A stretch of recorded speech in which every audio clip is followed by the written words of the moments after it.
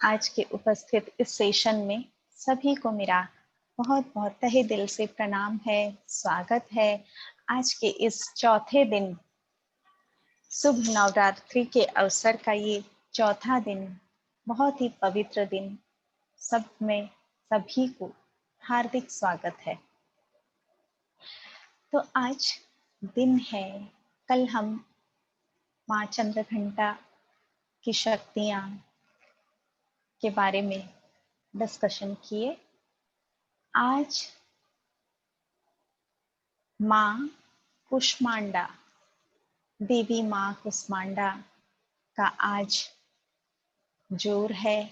आज के दिन पे ये धरा पृथ्वी ऐसे स्तर पे है कि देवी माँ का जो तेज है, आज के दिन हमारे इस धरा पृष्ठ पे उनकी ऊर्जा बहुत ज्यादा है। तो हम 3 दिन, आज चौथे दिन पे माँ देवी कुष्मांडा की क्या इम्पोर्टेंस है, वो क्या दर्शा रहे हैं, क्या बोलना चाह रहे हैं, उस चीज को थोड़ा संक्षिप्त में समझने की कोशिश करेंगे। तो माँ कुष्मांडा देवी,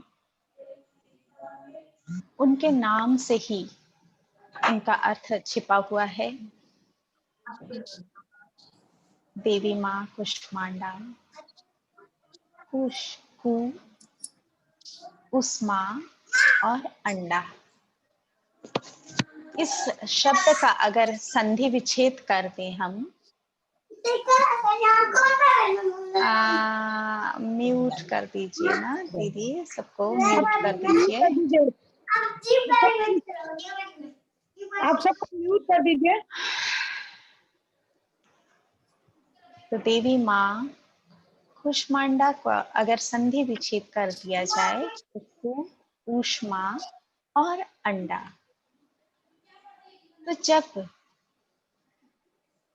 ये सारा संसार, ये पूरी सृष्टि में कुछ भी नहीं था, केवल अंधकार ही अंधकार था, तब ये माँ दुर्गा का स्वरूप, कुष्मांडा देवी माँ का स्वरूप इस सृष्टि की रचना किए। वो आद्य शक्ति देवी माँ ये पूरी सृष्टि की रचना किए। ये माया आद्य माँ ये सृष्टि, सूर्य, चंद्र, ग्रह, नक्षत्र, तारे, धरती, फिर इन धरतियों पे प्राणी, हवा, जल, पांचों प्रकृति, हर चीज की सृष्टि देवी माँ कुष्मांडा किए। को ऊष्मा और अंडा, जैसे एक पंछी अंडा देता है और उसको उस्माता है, जब उसको सेवता है तो वो एनर्जी, वो अंडा, उसके अंदर से एक एनर्जी निकलती है। इसका मतलब उसी का स्वरूप, उसका बच्चा निकलता है। तो ये देवी माँ हर चीजों के, हर वस्तुओं के जन्मदाता है, हर प्राणियों के जन्मदाता है, हर मंडल के जन्मदाता हैं। इसीलिए उनका नाम माता कुष्मांडा दिया गया। माता कुष्मांडा के रूप में दर्शाया गया। उनको देने वाला कौन है? वही हम सब को दे रहे हैं। हमारे ऋषि महर्षि उनकी पहचान कराने के लिए उनका एक नाम दिए हैं। कहा जाता है ये देवी माँ सूर्य के समान, सूर्य से भी अधिक तेजमयी, सूर्य के अंदर उनका वास है। उनमें इतनी तेज है, प्रखर तेज, उनसे ज्यादा तेजवान और कुछ भी नहीं, सूर्य भी नहीं, क्योंकि सूर्य को बनाने वाले भी वही है। ये संसार, पूरी सृष्टि को बनाने वाली ये माँ आद्य शक्ति है। उनके समान तेज, उन्हीं की तेज से ये सारा संसार, उन्हीं की शक्ति से ये सारा संसार शक्तिमान, ऊर्जामान हो रही है। जितने भी प्राणी, पंछी, वनस्पतियां, सब उन्हीं के तेज से तेज बिखेर रहे हैं, एक दूसरे को के ऊपर न्यौछावर होकर ये सृष्टि का प्रकरण चल रहा है। किसकी आवाज आ रही है बार बार?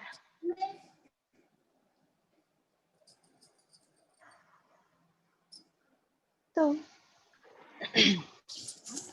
आप उनका सबको म्यूट इतना कर दीजिए ना। इतना तेज उनमें है,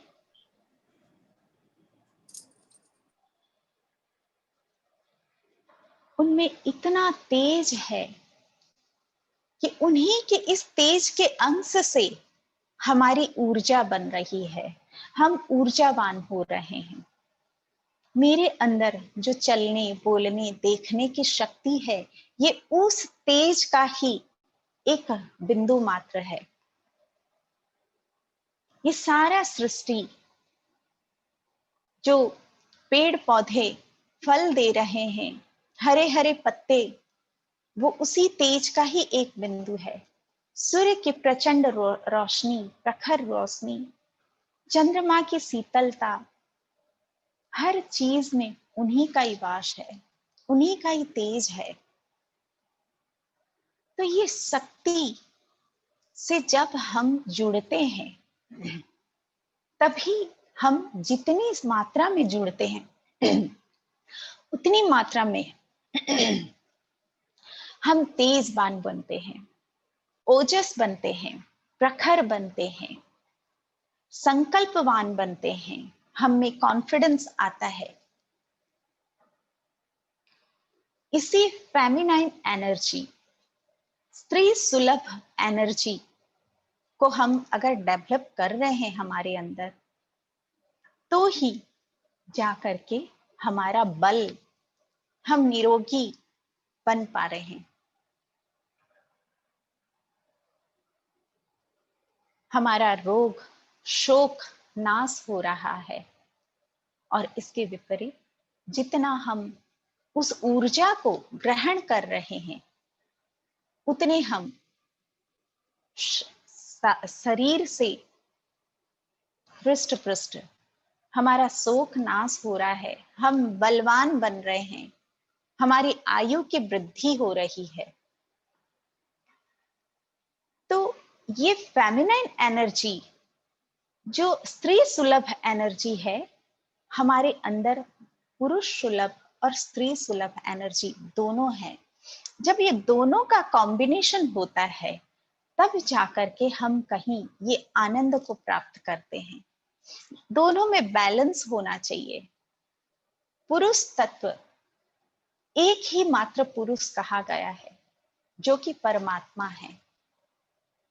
वो परमात्मा से इस शक्ति का मिलन जब होता है, तभी ये आत्मा संपूर्ण होता है, तभी ये खिलता है। तो आज मां कुष्मांडा उसी का ही प्रतीक है।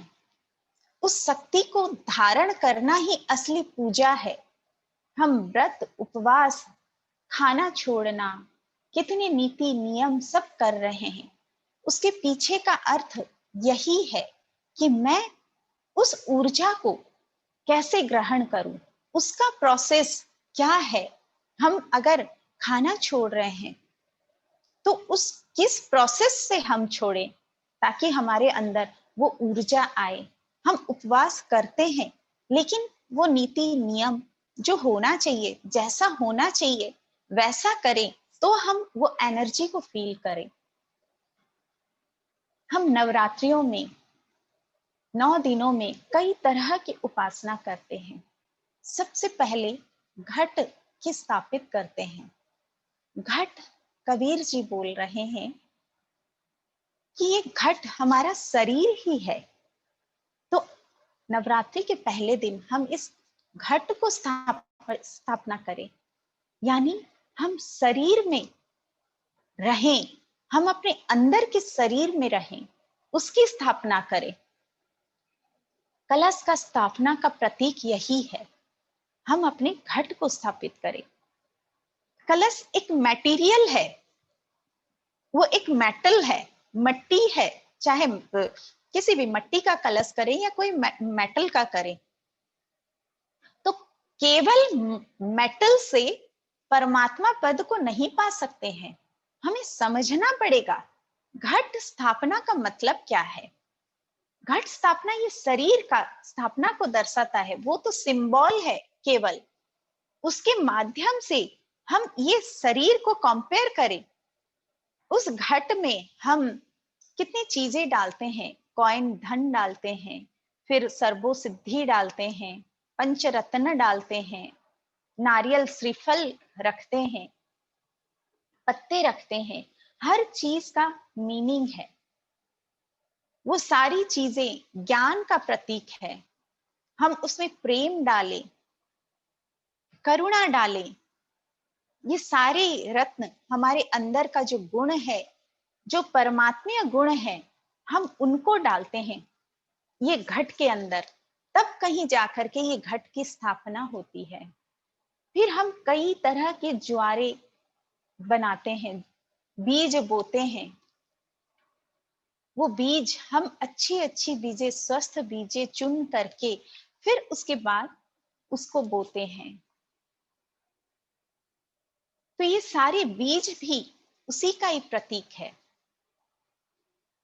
हमारे अंदर के पॉजिटिव, जितनी भी पॉजिटिव गुण हैं, वो बीज के स्वरूप हम उनको बोते हैं। तो उसका फिर हम केयर करते हैं, पानी डालते हैं, उसको हवा और सूरज की रोशनी दिखाते हैं। तब कहीं जाकर के वो अनाज प्रस्फुटित होता है। वो प्रस्फुटित जो होता है वो किसकी एनर्जी है, कहां से, उस बीज के अंदर भी किसकी एनर्जी है, कौन सी शक्ति है उसके अंदर कि वो अंकुरित हुआ। वो जो शक्ति है, वही शक्ति माता कुष्मांडा की है। हमारे अंदर जो शक्ति है, जिससे मैं विचार कर रही हूँ, बुद्धि शक्ति है हमारी, विवेक है, ये सारी शक्तियां, मैं चल रही हूँ, खा रही हूँ, बोल रही हूँ, हमारा खाना पच रहा है,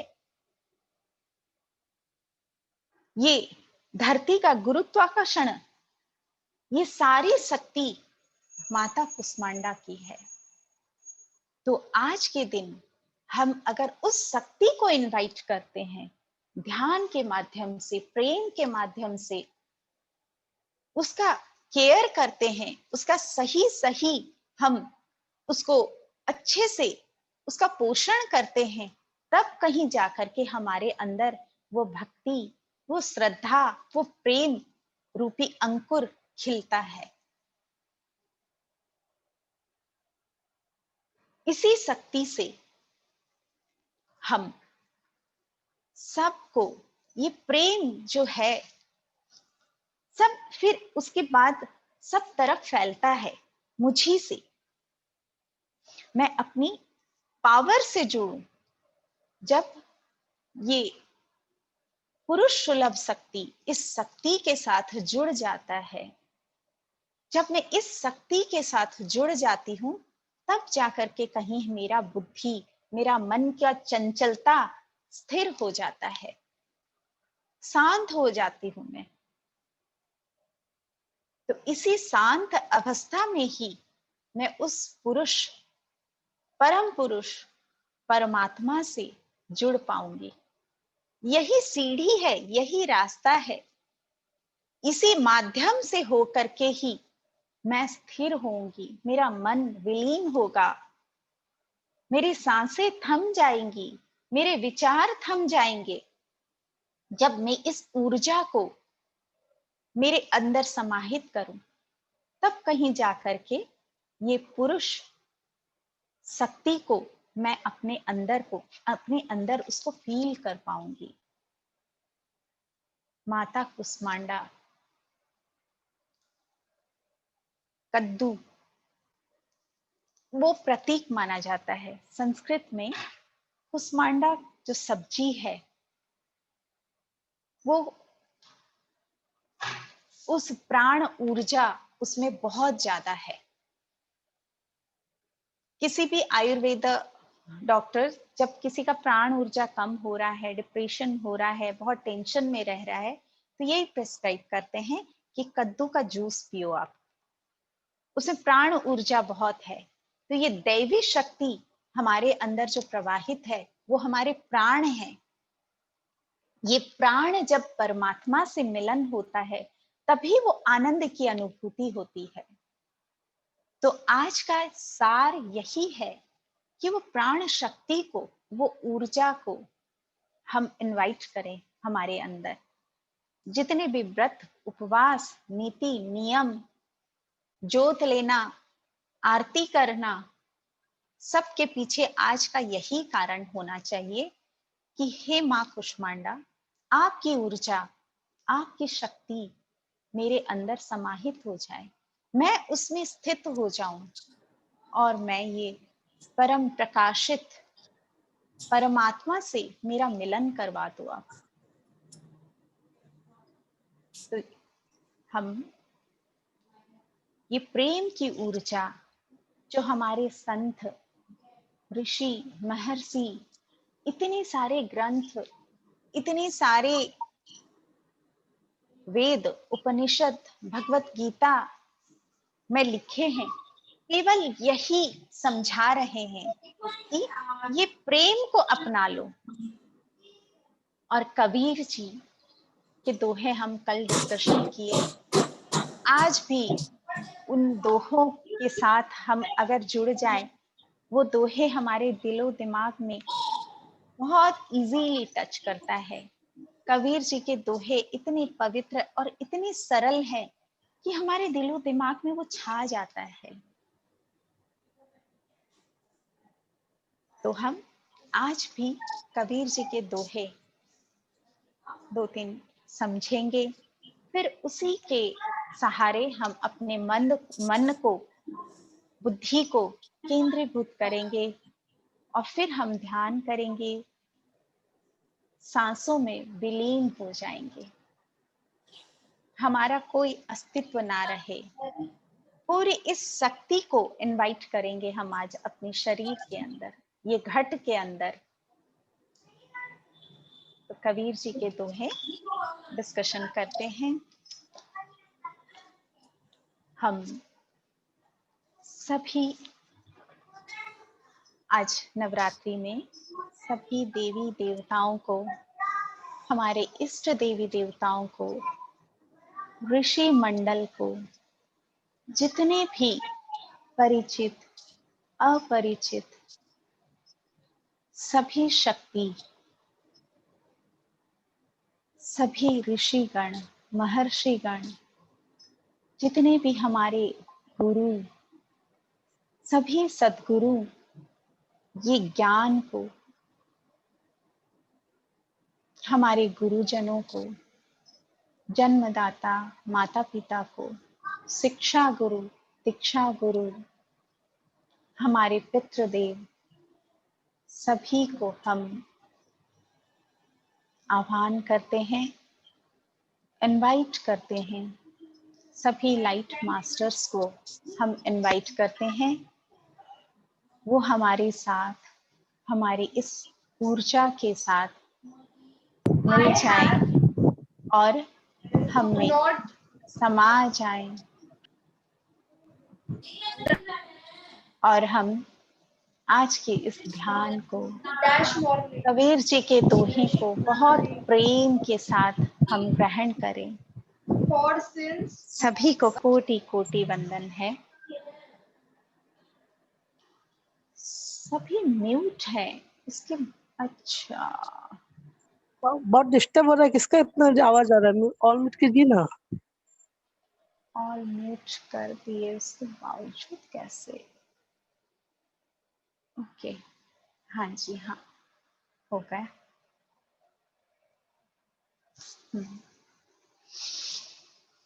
तो हम कबीर जी के सुंदर दोहों का अभी व्याख्यान करेंगे।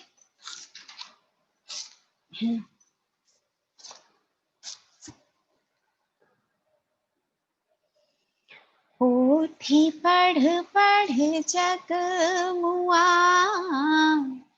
पंडित भया न कोई।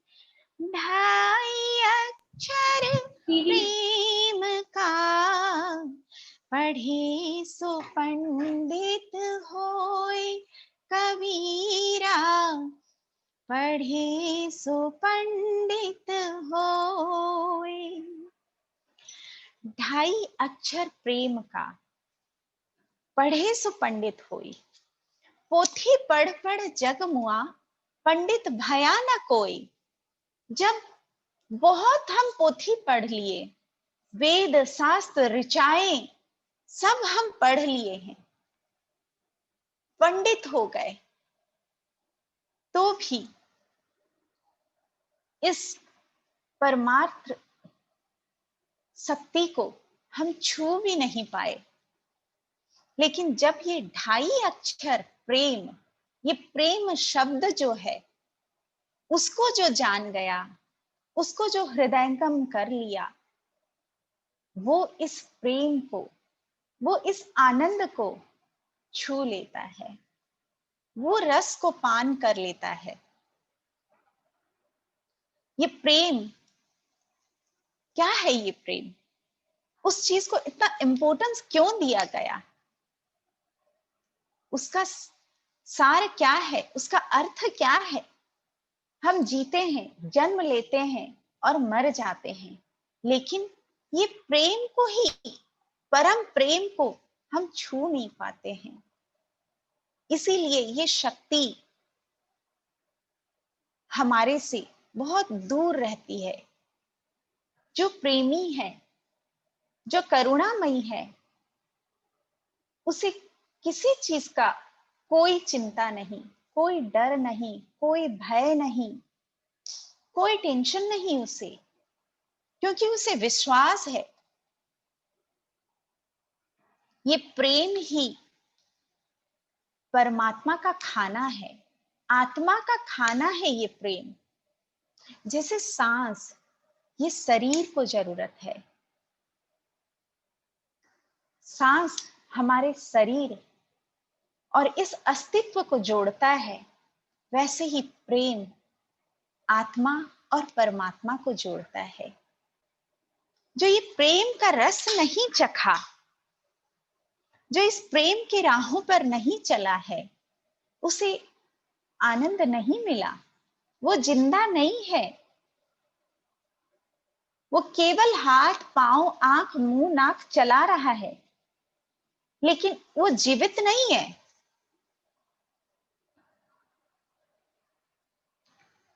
प्रेम ही परमात्मा तक पहुंचने का रास्ता है। प्रेम के बगैर जो जीता है वो क्षुधा ही रहता है, वो भूखा ही रहता है, कभी उसका भूख नहीं मिट पाता। उसका केवल वो, जैसे एक कलाकुंज रहता है ना, पहले जमाने में कलाकुंज रहता था, वो मशीन से चलता है, जैसे गुड़िया होती है वैसे ही है। उसके अंदर कोई फीलिंग्स नहीं है, कोई टेस्ट नहीं है। तो और ये परमात्मा जो है, बहुत फीलिंग है उसमें, वो फीलिंग को वो टच ही नहीं कर पाएगा, पूरा जीवन भटकता ही रहता है। जितना भी पंडित बन जाए, जितने भी पोथियां पढ़ ले, उनके अहंकार आ जाते हैं, और ये अहंकार आत्मा और परमात्मा के बीच का बाउंड्री बन जाता है। हम पोथियां पढ़ पढ़ के जितना ज्ञान ले लेते हैं, ये ज्ञान का अहंकार बहुत सूक्ष्म है। एक ज्ञानी को प्रेम को अपनाने में बहुत कष्ट होता है, लेकिन एक सरल हृदय वाला वो प्रेम को बहुत जल्दी पा लेता है। हमारे जितने भी प्रिय संत हैं बहुत कम पढ़े हुए हैं। कबीर जी नहीं पढ़े हुए हैं, गुरु नानक जी वो भी ज्यादा नहीं पढ़े हुए हैं, तुकाराम जी वो भी नहीं पढ़े हैं, मीराबाई वो भी नहीं पढ़ी हुई है, लेकिन उनके पास अनमोल रत्न है, वो है प्रेम। वो प्रेम की शक्ति से इतने प्रकाशित हुए कि बड़े बड़े ज्ञानी भी, बड़े बड़े पंडित भी झुक गए। तो ये प्रेम में इतनी शक्ति है। प्रेम ही परमात्मा का आधार है। प्रेम ही हमें खड़ा करवाता है।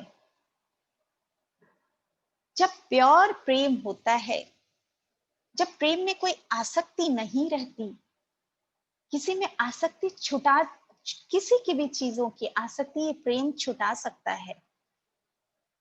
कोई भी चीज का उसको लोभ मोह नहीं रहता है।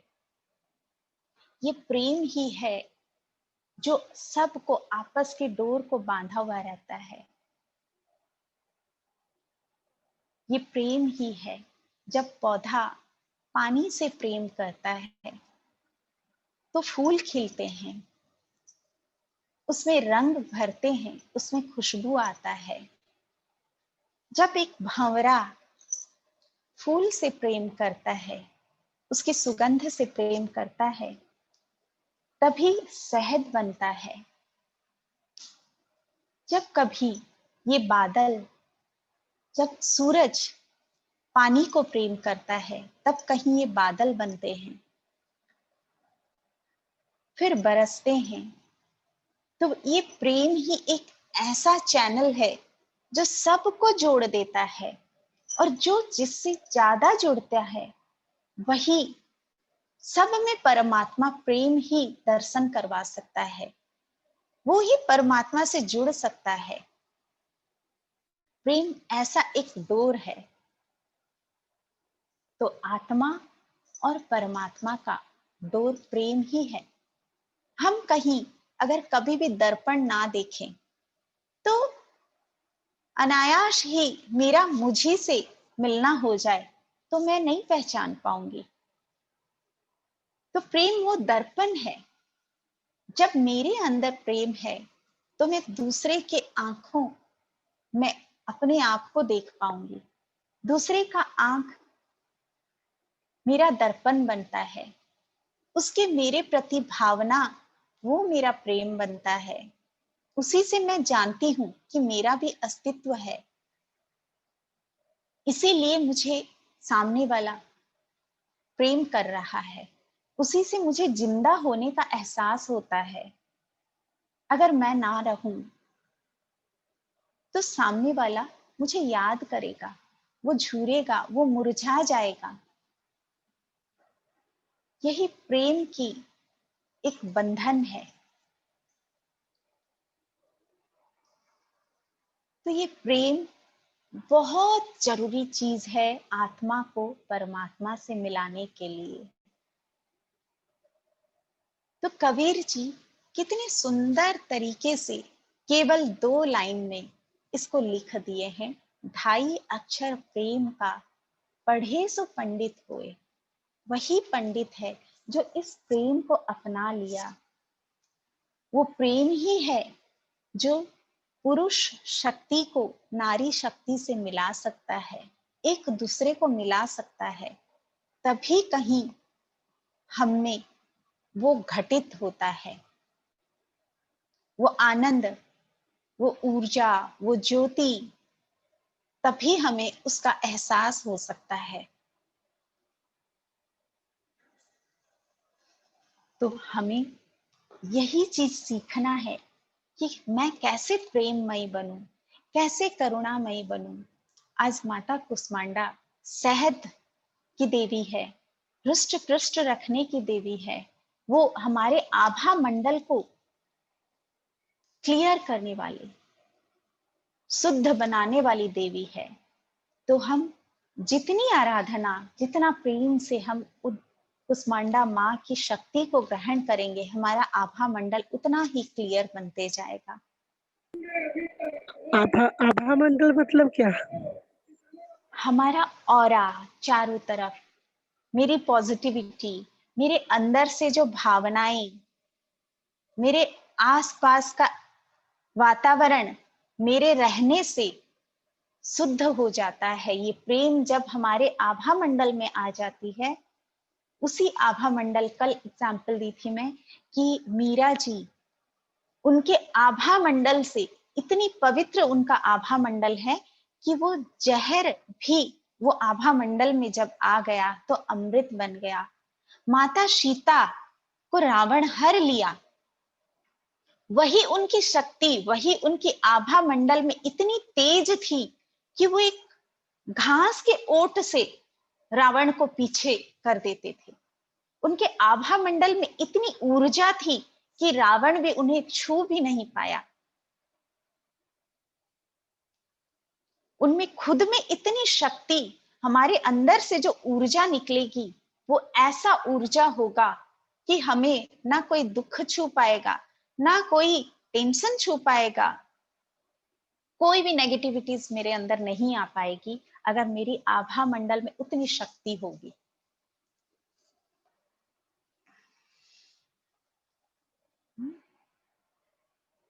लूट सके तो लूट ले राम नाम की लूट, पाछे फिर पछताओगे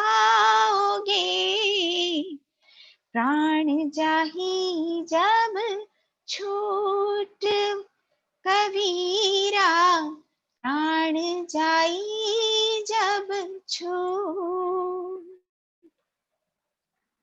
लूट सके तो लूट ले बंदे राम नाम की लूट, पाछे फिर पछताओगे प्राण जाही जब छूट।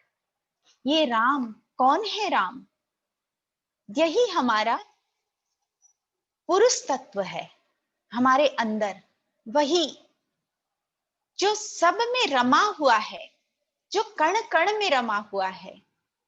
मेरे चारों ओर, ये सृष्टि के चारों ओर वही परमात्मा शक्ति, परमात्मा तत्व इस राम को दर्शा रहे हैं यहाँ कबीर जी।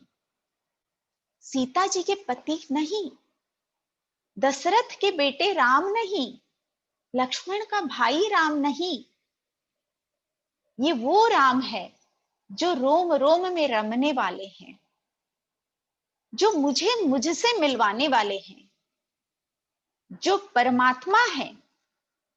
उस राम की बात कर रहे हैं कबीर जी। उस राम को हम जान ले, उस राम नाम को हम लूट ले। ये समय रहते हुए, ये शरीर में जब तक ये तन है, हमारा शरीर जब तक स्वस्थ है, स्वस्थ मन में एक शांति रहती है, उस शांति से प्रेम उपजता है, उस प्रेम से करुणा उपजती है, उस करुणा से फिर हमें आनंद की अनुभूति होती है। तो उस राम नाम को लूट ले हम, जो हर जगह है, व्याप्त है। ऐसी एक कोई कण भी नहीं जहां राम ना हो, हर जगह उनकी सत्ता है। उस राम की बात कर रहे हैं, वो आनंद, वो अमृत, उस राम की बात कर रहे हैं। और जब ये समय रहते हम समझ नहीं पाते, उस ज्ञान को हम धारण नहीं कर पाते हैं, केवल डिस्कशन ही करते हैं। वो ध्यान, ज्ञान के माध्यम से जो ध्यान है, वो पराशक्ति, उस चीज को हम ग्रहण नहीं कर पाते हैं। समय चला जाता है, वो राम इंतजार करते ही रह जाता है कि मेरे कण से जो उपजा है वो मेरे तक ही नहीं पहुंच पाया और वृद्धावस्था आ गया। हमेशा वो कहते ही रह गया कि मैं कल करूं भक्ति, परसों करूं ज्ञान, परसों लूं, उसके बाद लूं, ये काम हो जाए उसके बाद लूं। ऐसे करते करते समय चला जाता है। और ये हम याद रख लें, जान लें कि स्वस्थ शरीर में ही स्वस्थ मन का वास हो सकता है, और स्वस्थ मन ही इस शक्ति स्वरूपा को पहचान सकती है। तो जब हमारा उम्र चला जाता है, समय गुड़ जाता है, उसके बाद हम कहाँ से हमारी वो शक्ति को अनुभव कर पाएंगे, कहाँ से वो परमात्मा पद को पा पाएंगे। ये सारे संसार के काम करते हुए उन्हीं कामों में ही हम अगर इस शक्ति को, इस परम परमात्मा को हम जोड़ दे हमारे ज्ञान से, अज्ञानता के अंधकार को हम ये ज्ञान की तलवार से काट कर जब हम उस कामों को संसारिक कामों में जोड़ दें, तब जाकर के कहीं हमें समय आता है, फिर कहीं हमें उस आनंद की अनुभूति होती है। और हम इंतजार ही करते रहते हैं कि हाँ कल परसों तब तब ये काम हो जाए तब हम कर लेंगे। ईश्वर बाहें फैलाए हमारा इंतजार कर रहे हैं। वो वेट कर रहे हैं कि कब इस प्राणी को मेरी और नजर आए, मैं कब दिखूं, मैं कब समझूं, मेरे से उत्पन्न हुआ और कितना अभागा है कि मुझ तक ही नहीं पहुंच पाया वो। जबकि वो बोल रहा है कि तुम एक कदम बढ़ाओ मेरी ओर, मैं फिर 10 कदम 100 कदम बढ़ाऊंगा तेरे ओर। लेकिन हम कभी मुड़ते ही नहीं, हम कभी अंदर झांकते ही नहीं, आत्मविश्लेषण करते ही नहीं कि मैं क्या कर रही हूं। ये शक्ति को, ये पराशक्ति को हमारे अंदर जगाते ही नहीं। हम दूसरों को ही झांकते रह जाते हैं। हम अपना पूरा तन मन धन हम अपने संसार में ही बिखेर करके लास्ट में खाली हाथ ही चले जाते हैं। फिर से आते हैं वापस इसी योनि में, क्योंकि हमने कुछ किया ही नहीं करने योग्य। हम तो जो भी कर रहे हैं सब नासवान काम कर रहे हैं।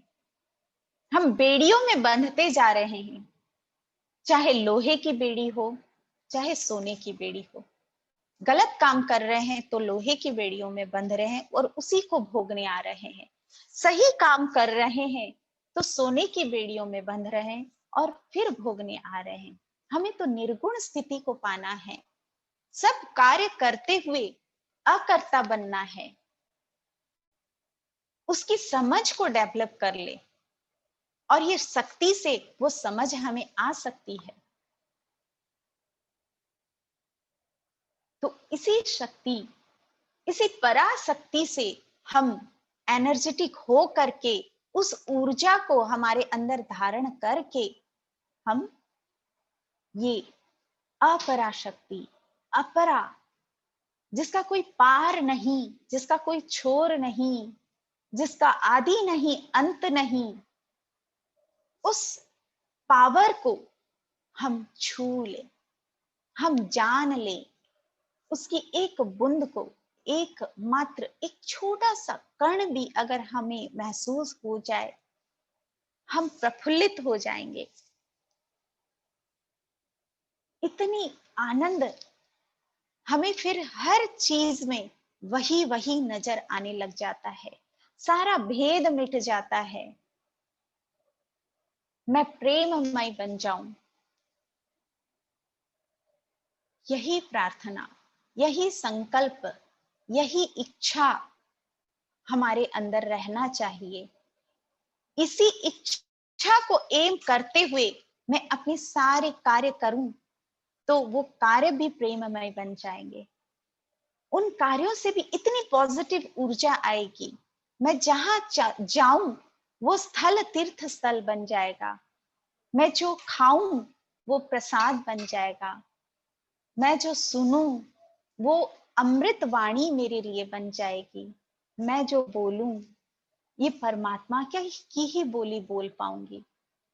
उसके बाद और क्या बचा रह जाएगा? फिर आनंद ही आनंद।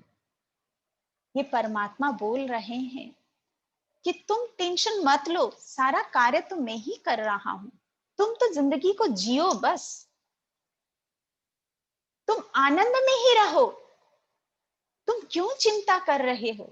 मैं हूं, जो कार्य जैसा होना है वैसा अपने आप हो जाएगा, तुम केवल एंजॉय करो, पवित्र बनो, ऊर्जावान बनो, तुम खुश रहो। जितने भी सारे मैंने दिया तुझे, वो केवल तुझे खुश रखने के लिए ही दिया है, तुम जानो तो सही, पहचानो तो सही। और हम अपने अंदर ही रह जाते हैं, हम सीमित ही रह जाते हैं, असीमित हो ही नहीं पाते। वो राम नाम को केवल दशरथ का बेटा राम में ही सीमित रह जाते हैं, केवल मूर्ति में ही सीमित रह जाते हैं। उस ज्ञान को, उस आनंद को, वो पराशक्ति, वो राम को मैं अपना ही नहीं पाती। कबीर जी कितने अफसोस कर रहे हैं, कितने उन्हें दुख हो रहा है, कितनी तकलीफ हो रही है। इसीलिए ये दोहे सारे लिख गए कि कोई तो इन दोहों का मोल जान ले और अपना ले, कर्म में ढाल ले, सोच में डाल ले, अपनी बुद्धि में डाल ले मेरे इन दोहों को।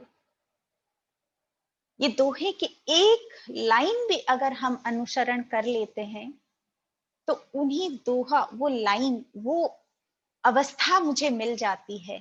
तो एक के बाद एक के बाद एक अपने आप ही मेरे पास आ जाता है। जब लोभ हम छोड़ देते हैं तो अपने आप ही मोह भी छूट जाता है, मोह छूट जाता है तो माया भी छूट जाता है अपने आप। मुझे कुछ करने की जरूरत नहीं है। तो डिस्कशन होते होते समय कहाँ चला जाता है पता भी नहीं चलता है।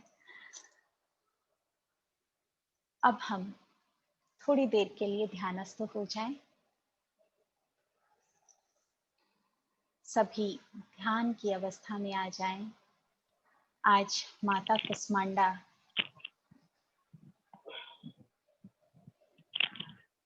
की आराधना करते हुए उनकी उस शक्ति को हम ग्रहण करें। ये ध्यान के माध्यम से हम आज 11 बार ओम का उच्चारण के साथ हमारा ध्यान शुरू करेंगे। तो पैरों को क्रॉस करके बैठ जाएं, हाथों को क्रॉस कर ले, अपनी रीढ़ की हड्डी को सीधा कर ले।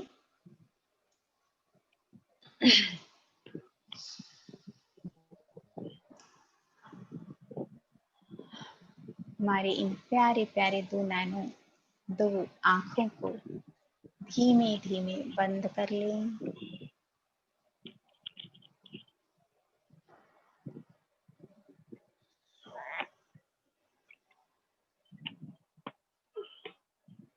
ये ध्यान एक ऐसा माध्यम है जो हमारे अंदर ज्ञान समाया हुआ है। ये ध्यान करते ही हमें कुछ ना कुछ अनुभूति जरूर होती है।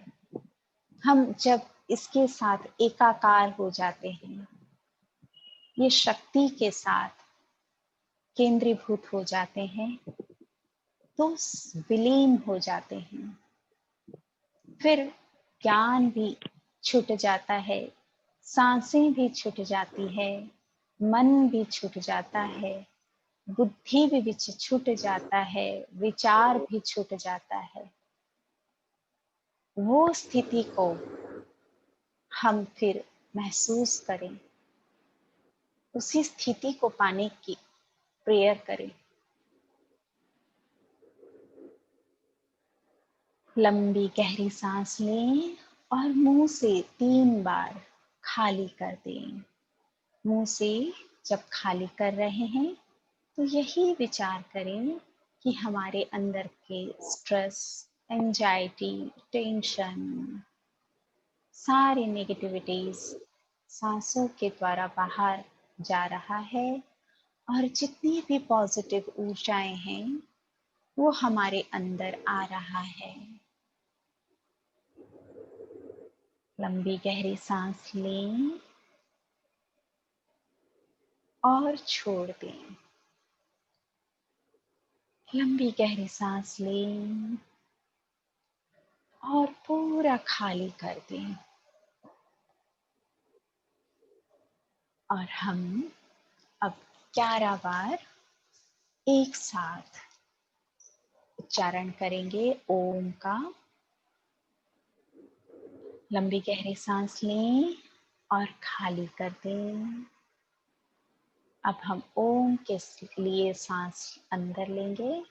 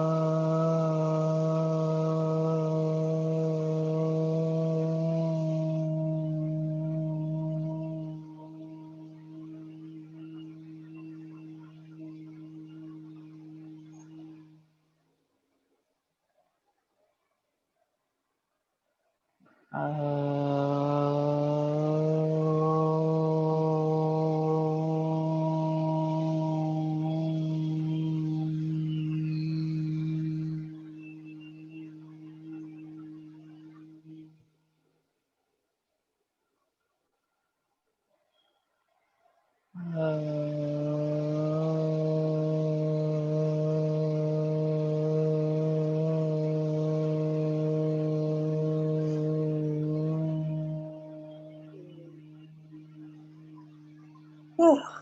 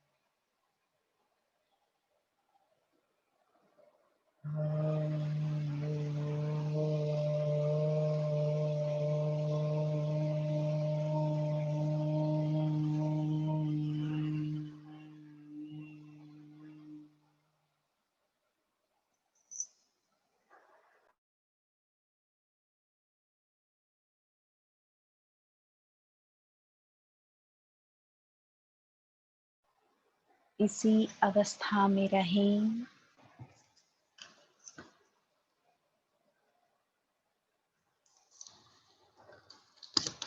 बिल्कुल अपने शरीर को ना हिलाएं।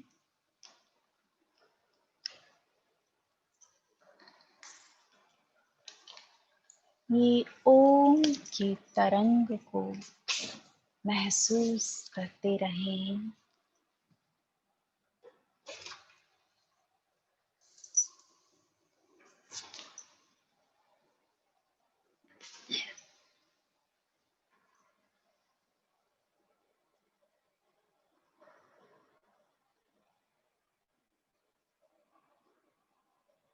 अपना शरीर पूरा शिथिल हो चुका है। कोई हलचल नहीं।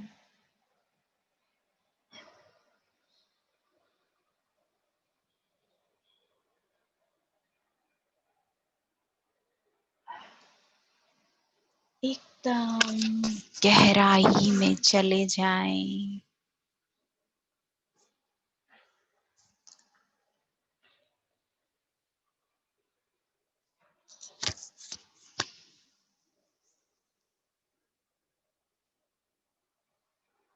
और इमेजिन करें एक बहुत सुंदर सफेद, बिल्कुल सफेद रोशनी हमारे अंदर प्रवेश कर रहा है।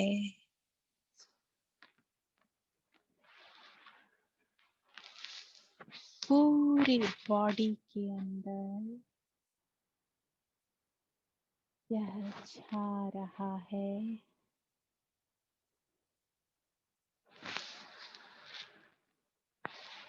एक एक कण में यह रोशनी समा रहा है। शरीर के सारे टिश्यूज,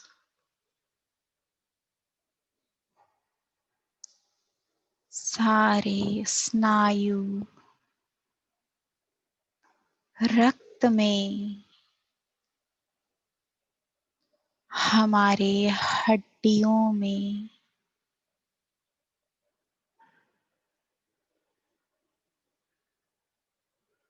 हमारे अंदर कण कण में ये सफेद रोशनी समा रहा है। वो विश्व शक्ति, वो ऊर्जा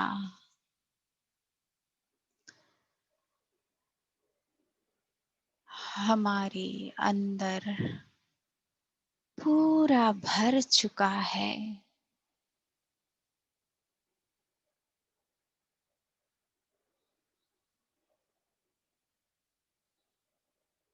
मेरा कोई अस्तित्व नहीं, केवल ये ऊर्जा।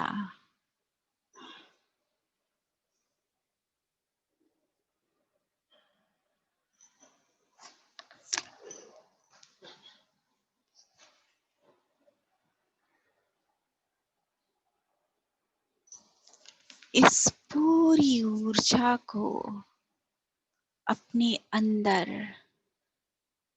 भर लें।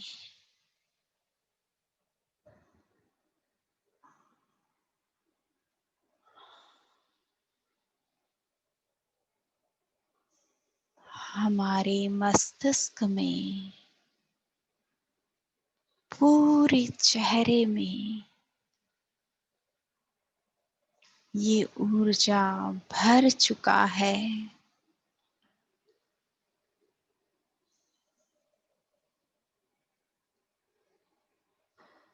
पूरे अंदर समा चुका है।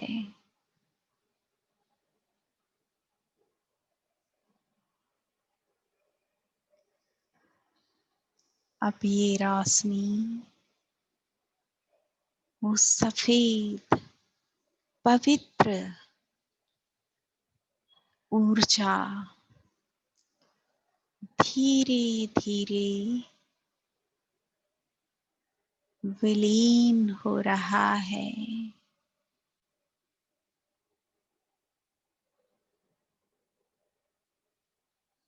धीरे धीरे जा रहा है।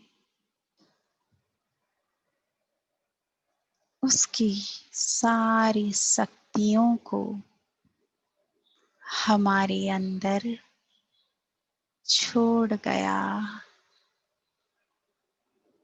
मैं उसी ऊर्जा के समान बन गई हूँ। हमारे अंदर कांति भर चुकी है। मैं बहुत ऊर्जावान बन गई हूँ।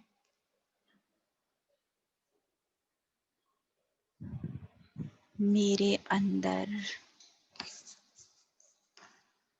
ब्रह्मांड की शक्तियाँ भरपूर आ गई है।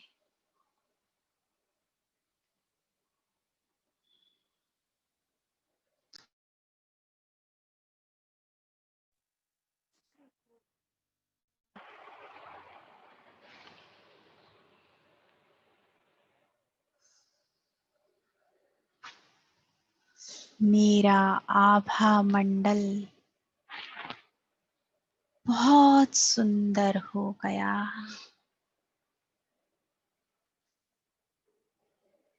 मेरे चारों ओर मेरे अंदर से ही वो रोशनी बिखर रही है।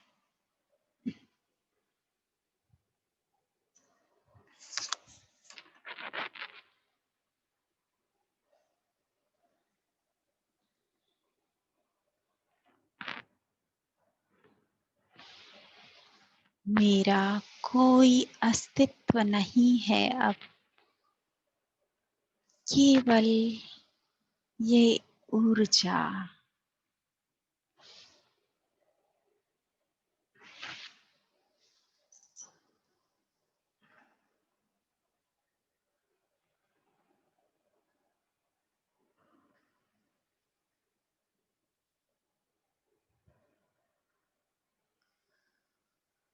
पूरा महसूस करें उस ऊर्जा को।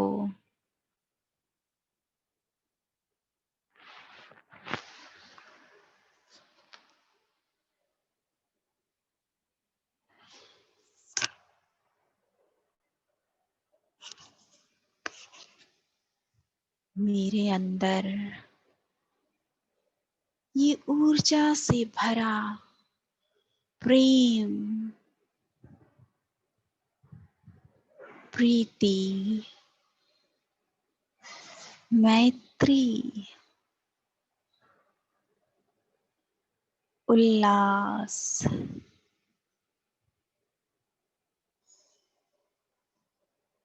आनंद से मैं भर चुकी हूँ।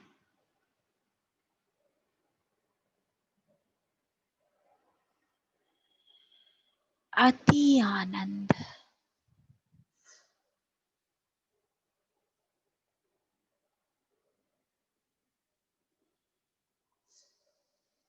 आज का यह पल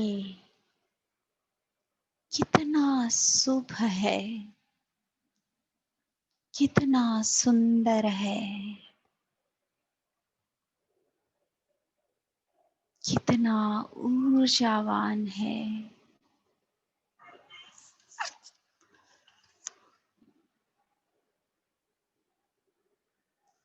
मेरे अंदर वो सारी शक्तियां हैं।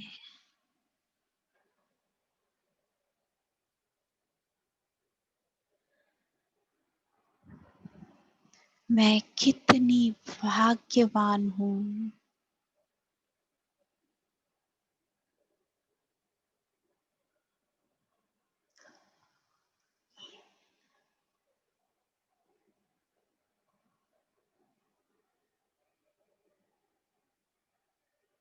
वो कृतार्थ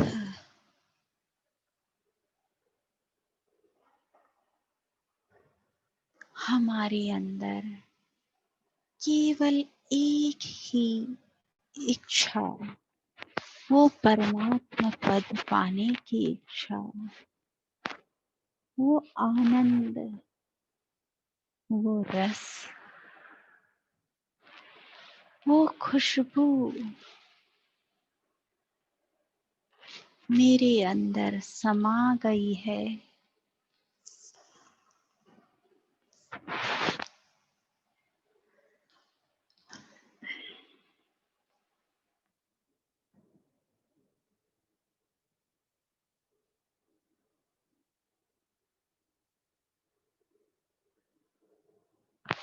उसी अवस्था में रहें।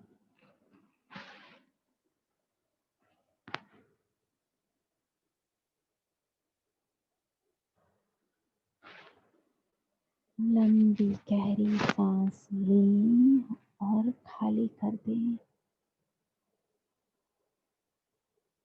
जो भी इस अनुभूति को, ये आनंद को छोड़ना नहीं चाहते हैं, वो उसी अवस्था में रहें।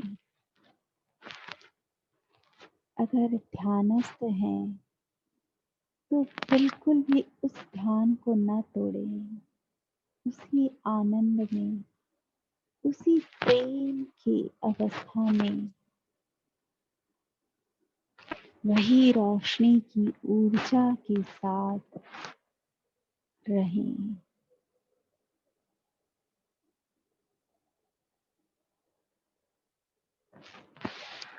लंबी गहरी सांस लें और खाली कर दें। अपना ध्यान अपने शरीर की ओर ले आएं।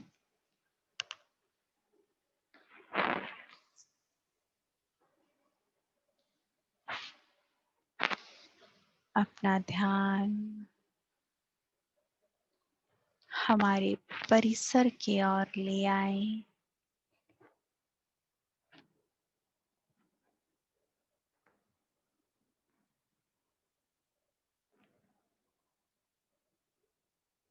बाहर से जो भी आवाज आ रही है उसे सुनें। अपने दोनों हाथों को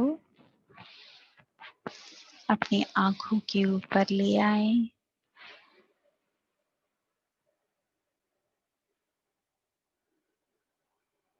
बाहरी आवाज को सुनें। 5, परिसर के प्रति सजग हो जाएं। 4, अपने शरीर के प्रति सजग हो जाएं। 3, 2, 1, 0। अब एक हल्की मुस्कान के साथ उस पॉजिटिव ऊर्जा को महसूस करते हुए, आनंद के साथ, प्रेम के साथ अपने दोनों प्यारे प्यारे आँखों को धीमे धीमे खोल लें। सभी को मेरा प्यार भरा नमस्कार।